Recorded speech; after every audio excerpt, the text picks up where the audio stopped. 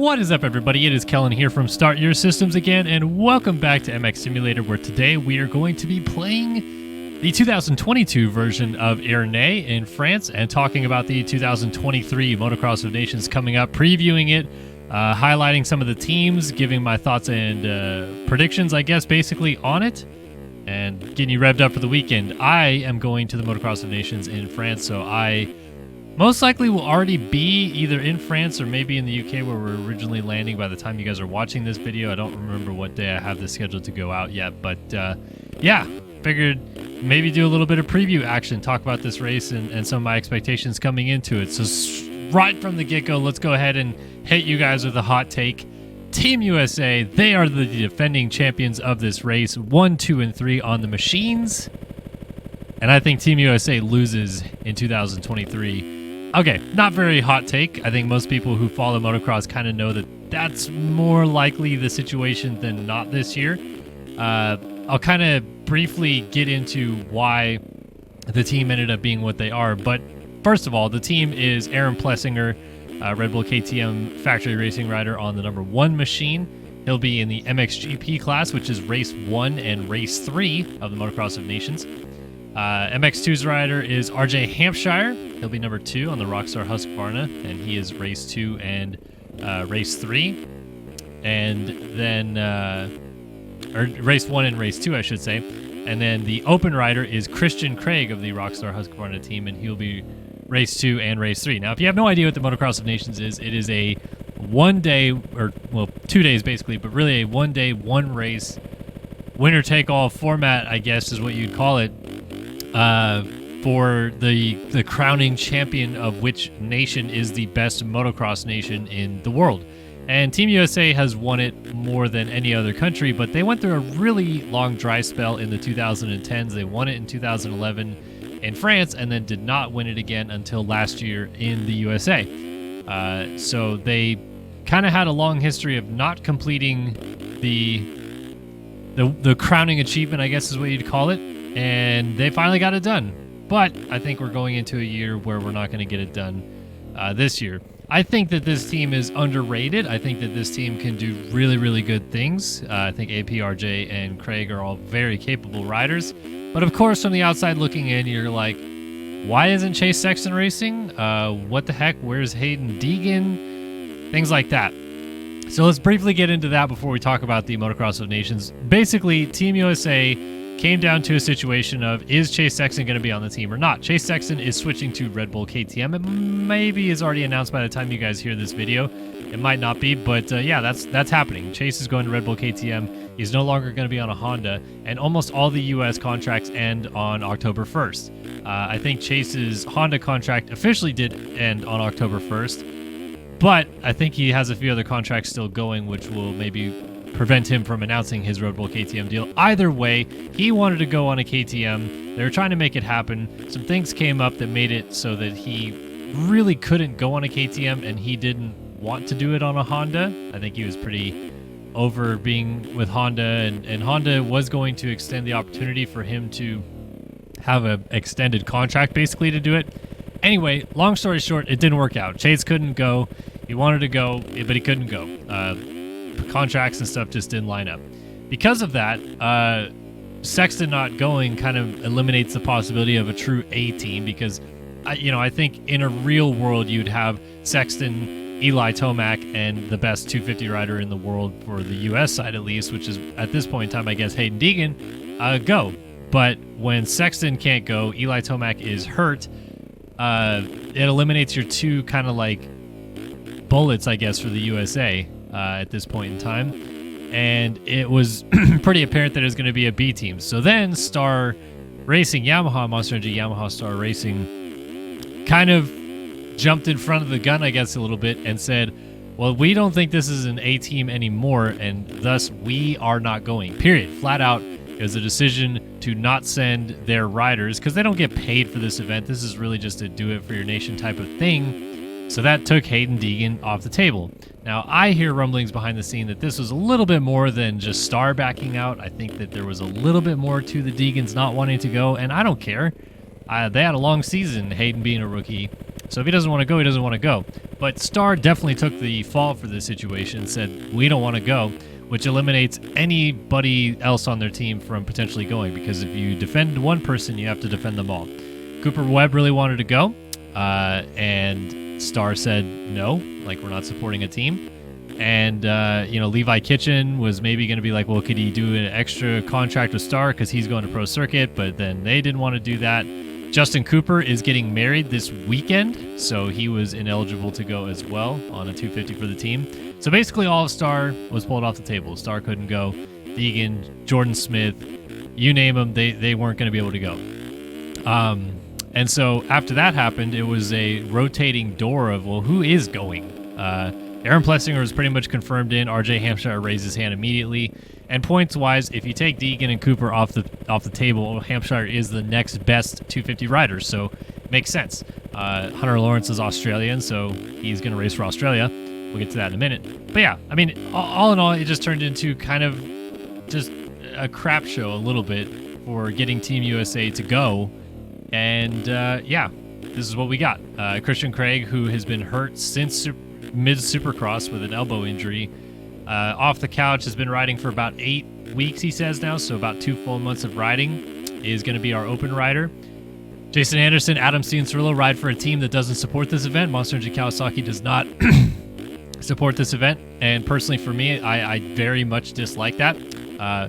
If you're American Kawasaki, and this is your doing and choosing not to support this event to send your riders to go, personally, it makes me not want to purchase a Kawasaki. Just saying, as an American and someone who buys a motorcycle from American dealerships, yeah, American Kawasaki not wanting to support the United States pretty much makes me not want to buy a Kawasaki. To be honest, flat out. Like, I think it's dumb that they don't support this event in any capacity. Regardless of which, obviously, they're not on the table. Sexton doesn't go. AP raises his hand. It pretty quickly turns into, just the Austrian brands are going to be able to go. Justin Barsha, though, was going to have some surgery in the offseason anyway, and then he got really messed up at SMX, so he's out. Like I said, turned into a little bit of a revolving door. At one point, there's a handful of 250 guys that were maybe going to go. They didn't end up going. Hampshire was going to ride a 450. And then, bam, Christian Craig raises his hand, and they're like, done. Let's just make it easy and do this. So, not the USA A team, but still a very good team. Look, Aaron Plessinger is a very talented rider. On his good days, he is right up there with some of the best in the world, and I think he can contend with some of these guys who are truly the best riders in the world. Does he win the MXGP class? I don't think so, but I think he is reputable enough to help the USA get close enough to, I would say, probably land on the podium or get close because of his rides. I think Hampshire mixed in with the MX2 contingent as of now is up there, if not the best MX2 rider currently going to the line in this particular race, and we'll get to that in a second. And then Christian Craig was maybe even going to be on the team last year, and then they picked Justin Cooper over him. So Craig, I think, a lot of people forget how good Craig was outdoors last year. I think Craig, if he's anywhere near that level again, is a very reputable pick to be in the open class. And he was one that wanted to go, and at this point, I like guys that go and race for Team USA. So enough about Team USA. We'll get to where I think they're going to finish in a little bit. Let's talk about the contenders. We got Team Australia, Jet Lawrence, Hunter Lawrence on a 250, and Dean Ferris in the open class. Jet Lawrence, perfect season. Of course, he's going to be really good. I'm going to go through the list here.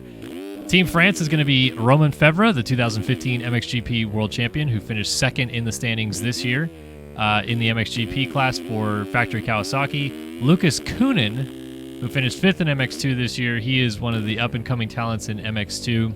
Very good chance he comes to the USA at some point, and he rides for Factory Husqvarna.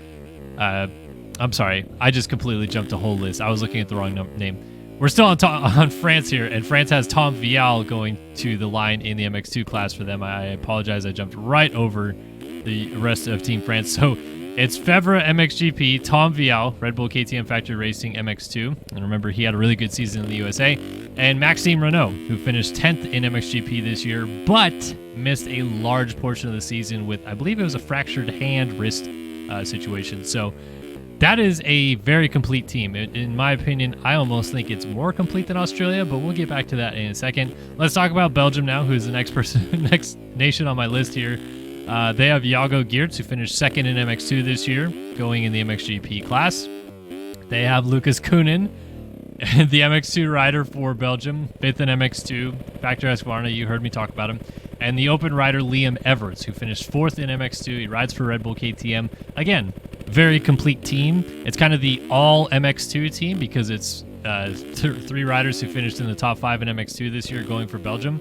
But I will say that this shows that Belgium is going to be a powerhouse nation to be reckoned with again at the Motocross of Nations for many years to come, because this is their young core right here. This is Geerts, the Koenen brothers, Everts, all coming to fruition as, Clement Saul, Ken de Dijker, Jeremy Van Horbeek all retire. And this is the group that we now have to see for the Belgians. And I'm excited for that because I didn't want Belgium to disappear into the woodwork after being one of the best nations at the Motocross of Nations over the years. They definitely are not. Now, Geerts and Everts both on 450s might sound weird, but if you remember last year, Iago Geerts did race a 450 at the Motocross of Nations and was really darn good. Led almost the entire MXGP qualifying race. Eli Tomac got him there. And then Geerts led a bunch. No, Geerts, did win the qualifying race. He did not win on Sunday, but he was up front quite a bit for that one on Sunday. Geerts is definitely the future for Yamaha in the MXGP class. That's why they let Jeremy Seawer walk. And he is going to be A-OK on a 450 in my opinion. He got second in the world title this year. He got a very untimely injury and missed some time because of it. But I think he was arguably the best MX2 rider in the world this year. And then Koenen on his days is going to be a guy that is hit and miss, but I think he could be very hit at the Motocross of Nations. Low-key, get a little bit of Ken Roczen vibes from him in the sense that I don't think I would be shocked to see him win the MX2 class this weekend. But we'll see. And then Everts on a 450 is, I don't know, man. Yes, it could be very good. It's kind of their only option unless they wanted to trot Van Horbeek or somebody else back out. But we'll have to see. Like, Everts, I think is going to be a little, like, I hate saying the weak link here, but I think he might be a little bit of the weak link for Belgium. I don't know. I'll have to see. Going down the order a little bit further here, we got Spain is going to be Ruben Fernandez, MXGP, David Braceras in MX2, and your MXGP world champion, Jorge Prado, is in the open class, which is a little bit peculiar, but I think they're trying to kind of do themselves a favor and make sure that Prado wins race 2 and gives them the lowest possible score that they can, because he would be up against the 250 guys and not a heavy contingent of MXGP riders. I think Prado has a real shot of going 1-1 this weekend anyway, but we'll see. So I think that team's going to be really good. Italy this year was really going to kind of be my dark horse team for a almost shoe-in podium until Mattia Guadagnini got hurt at the final round of GPs, and he was dealing with an injury coming into it anyway, but then has a strained calf muscle, I think it is now. So he pulled out. Steps in the EMX 250 champion Andrea Bonacorsi to ride in the open class in place of Guadagnini. So still reputable talent, but it was going to be Alberto Ferratos, who finished 7th in MXGP this year as the MXGP rider. Andrea Adamo, the MX2 world champion in the MX2 division, and Guadagnini in the open class, who Guadagnini also had a pretty good year in MXGP. Bonacorsi is a step down. It's not a complete cliff, I would say. I think he's going to be good. I think he will be probably the weak link of that group. But we'll see. Maybe he shows up and rides really, really well. I still look at Italy as kind of like a little bit of a dark horse, but definitely not as much as I thought of them when Guadagnini was going to be on the team. The Netherlands does not have Jeffrey Hurlings. They're going to have Calvin Valandren go for them in the MXGP class, Kai de Wolf in the MX2 class, and Glenn Koldenhoff in the open class. More or less all factory riders. Valandren rides for the Gebben Van Venrooy Yamaha team, which is not a factory team, but they get help, I believe. And obviously, De Wolf, factory Husqvarna, really, really good. 6th in MX2 this year. Glenn Koldenhoff, factory Yamaha, 4th in MXGP this year. A complete team, not a winning team in my opinion. I think you need Jeffrey Hurlings in there to fill a little bit of the void, but yeah, definitely a very capable team, no question about it. From here, I'm going to get into a little bit of more of kind of like my contenders, but probably not going to do much of a damage, I think. Next up, I have Germany listed. They have Ken Roczen going in MXGP, Simon Langenfelder in MX2, and Tom Koch in Open. And the reason why I think I'm starting to get down to like these guys are going to contend, but maybe not finish as high as we'd hope, is because I look at the next few teams I'm going to list here as teams that don't have like complete rosters, I guess. And Germany is the more or less like their A team right now. Tom Koch is a very good rider, 18th in MXGP, scores points, there for a lot of the season, etc., etc.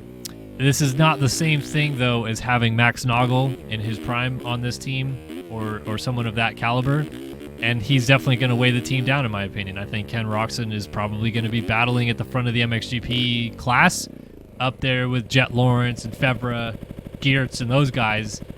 But I think that, you have Tom Koch in the open class going up against Maxime Renault, Liam Everts, Jorge Prado, Christian Craig. I don't think he stacks up against those guys. Now in the MX2 class, Simon Langenfelder, third in MX2 this year. Again, on his good days is really good. On his bad days is not good. So I think he needs to have a good day for sure. But he was third in the championship, very capable talent. And I think Germany could kind of be that team that you're like, wow, they got fourth. And then you look at the roster, the results, and you go, oh yeah, that makes sense. From there, Team Switzerland is trotting out Jeremy Seawer in MXGP, Arnaud Tonis in MX2, and Valentin Guillot in Open for the sixth time. I think this is the exact same team that Switzerland has rolled out with these three riders. And really, it's Switzerland's probably three best riders they've had for decades, so it makes sense, but definitely starting to get a little long in the tooth. Seawer is still going to be by far the guy that kind of carries the team, but don't look at Guillot as a super negative. He was 9th in MXGP this year. Very, very talented rider in, his good days, like I said. And then Tonis has been kind of, he's been racing some of the Swiss Championship. I think he raced a couple of GPs this year. He'll definitely, in my opinion, I think at this point in his older age, be a little bit of the weak link. But who knows? Maybe this Swiss team finds a little bit of the old magic. Great Britain is another team that will not probably do as well as they could or should have in the past with, podium efforts and stuff like that. Ben Watson going in MXGP for them.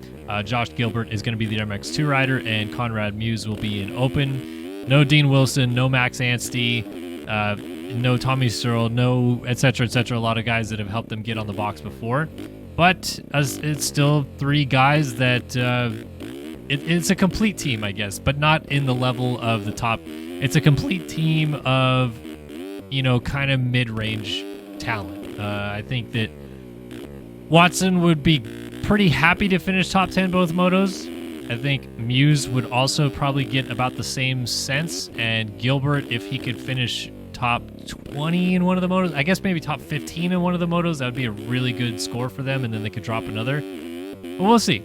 Maybe this team surprises a little bit. Canada, also another one to watch. Dylan Wright, the Canadian motocross champion. Ryder McNabb, the MX2 champion in Canada, and Jess Bettis. Again, this is a very complete Canadian team. There's a lot of people that I know that are rooting for this Canadian team that look at this as one of their best chances in years to really do well, because this is about the best, healthiest, complete. This is the A team more or less for Canada going. So kind of exciting to see how they do and how they fare.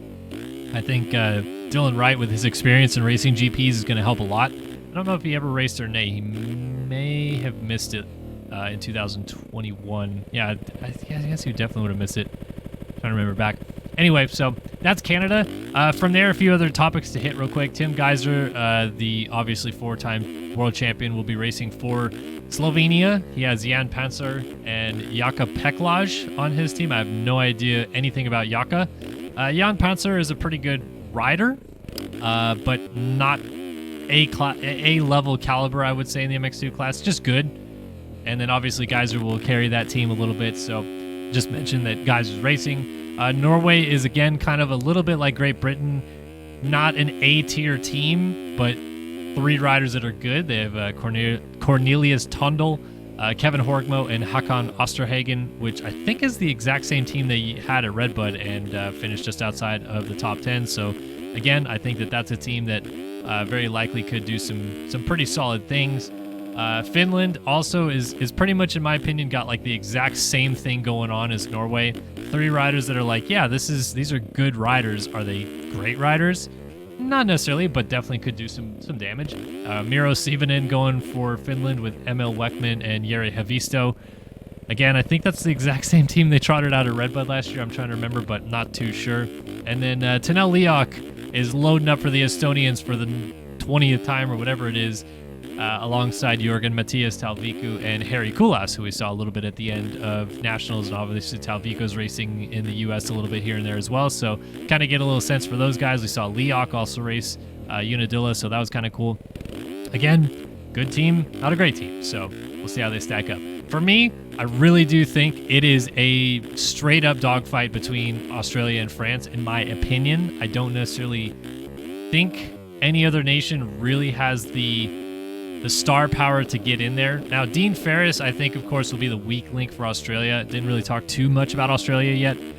Jet Lawrence, based on everything I've seen this year, probably should go 1-1 this weekend. I think there's a chance that he would, maybe have to deal with Prado in some sense in the final moto, when Prado is coming off of most likely winning the middle moto of the sequence, but I think Jet could go 1-1. I think Hunter could win the MX2 division, but he is also coming off a little bit of that tweaked neck situation. Lower back was a little bit stiff. Heard it's not going to affect him too negatively for Nations, but it definitely made sure that he had a week or so off of the bike and maybe didn't get to test as much as he would have probably liked to, so that might be a bit of a detriment. And then Ferris is the current reigning, whatever you want to call it, Australian national champion, and had a GP career that was pretty good as well, but he's also a little bit not over the hill, but a little bit older these days is what I'll say. So I look at him as the weak link. Now, how weak is it going to be?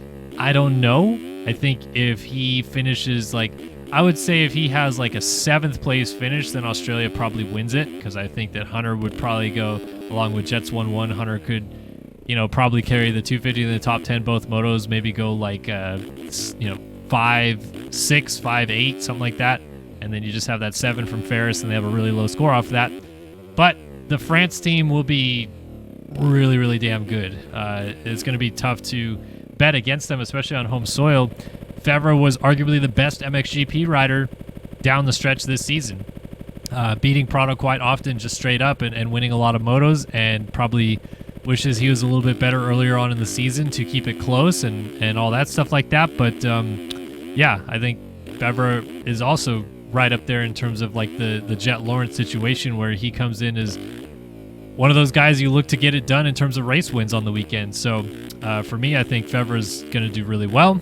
Tom Vial is getting back to a little bit more of his comfort zone. He, I believe, is going to hop back over to his GP bike and chassis, run that whatever they're using, the 2021 engine in that bike, or whatever the heck they're doing over in GPs. They always mess with some stuff over there to help these guys find a little bit more comfort. But I think Vial is going to go back to the settings that helped him contend and win world titles in Europe before. And I honestly expect Vial to be a little bit like what we saw out of Marvin Musquin the last time we raced at Ernee for the Donations, which is Musquin came from the U.S. He was winning in the U.S. at that point, so it's a little bit different. But he lost to Jeremy Martin in the outdoor title, and then came over and kind of clapped his cheeks in France, just straight up. So I kind of feel like that could be a little bit of the case for Vial, where, yeah, he didn't have the best season in the USA, but I think he comes over here and gets right back to a little bit of his old ways. So he'll be really good. And then Renault is maybe my biggest question mark, but I think he's less of a question mark to me than Ferris, because he's factory Yamaha, GP, home soil, has had time to recover from the injury. The races that he's had since coming back haven't been awesome. I don't think it's been bad enough that I'm like, well, I don't know, this could be pretty rough, but it's definitely given me a bit of a question mark for him. I think that Fevre and Vial are the anchors of this team for sure. They're going to hold it down. And then you just need, like Ferris, you need one good result out of Renault, and then France is also putting in a low score. When France and the USA had the dogfight for the win in 2015 here, when it was Webb, Barsha, and J-Mart on the team versus Fevre, Paulin on the team that time, and Musquin, I think it was that team. When they had that dogfight, the low score, I believe, was 15, and then the second place team had 16 or 17 or something like that, and then there's a huge gap behind them. I almost think it could be that way again this weekend between Australia and France, but we'll see. Like I said, I think Belgium is going to be really good. Spain is going to be sneaky good. Even the U.S., I think, could, with all their guys kind of doing what they are capable of, the U.S. could kind of be like a sneaky, oh, wait a minute, like they are suddenly in a position going to this final moto where if the card falls the right way, you never know. And of course, they'd be trotting out Craig and Plessinger at that point against Lawrence and Ferris and Febvre and Renault. So arguably, they're the weakest links of those two nations on the track against our guys. But again, like Craig coming off injury, it's such a question mark with Team USA. I hate to say it's going to happen one way or the other. I think they're probably my most fluctuating team, where they could finish second or they could finish seventh, and I don't know that either would be remarkably surprising, but we'll see. But yeah, I think for me, going into this weekend, based on everything that I've seen, I'm going to kind of go against the grain here. I think France wins the Motocross of Nations this weekend. That is going to be my pick for the 2023 Chamberlain Trophy Hoisters, because I just have a feeling France always pulls magic rabbits out of the hat at this race. Even last year, it was a little bit more of a question mark last year with the team they had, and they still got right up into the mix and battled for even almost a shot at winning the thing. I just feel like home soil, all the vibes, the team they have going, it's pretty darn tough to beat. I just don't know how you slice it. I don't know how you slice it that they lose outright. I almost have to say that Australia would need a little bit of luck to win, but not necessarily that level. I would just say a first turn crash out of Renault, and he only gets back to 12th, and that ends up being a score they have to take or something like that. That kind of level of it's not lucky, it's just the luck of the draw, I think could be France's detriment, but I don't know. I'm really keen to see.